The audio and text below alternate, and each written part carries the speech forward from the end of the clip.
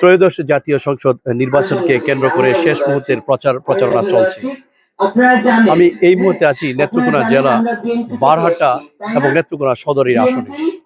এখানে প্রচারণা চালাচ্ছেন ডাক্তার আনোয়ারুল হক সাহেবের স্ত্রী।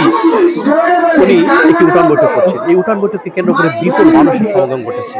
এই সমস্ত মানুষগুলা তাদের চাহিদার কথা বলছে, তাদের বিভিন্ন সমস্যার কথা বলছে। সেই সাথে উনি সেই সমস্ত কথাগুলো শুনছেন এবং লিপিবদ্ধ করছেন।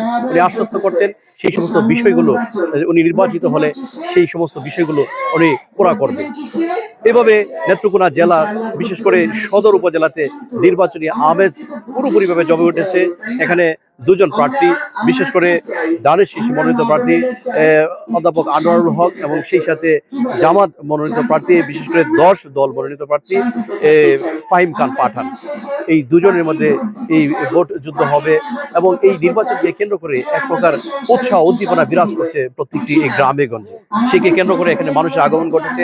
তারা বলছে এবার যাকে নির্বাচন করবে, যিনি সংসদে গিয়ে তাদের কথা বলবেন, বিভিন্ন সমস্যা সমাধানের কথা বলবেন, তাদের পক্ষে তারা কাজ করবে এবং তারা বলছে আশ্বাস এবং সেই সাথে কাজের বাস্তবায়ন তারা দেখতে চায়।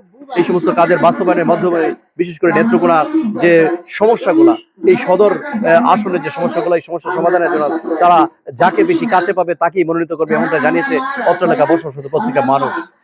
নেত্রকোনা বারহাট্টা উপজেলা থেকে সৈয়দ মাকসুদুল হক।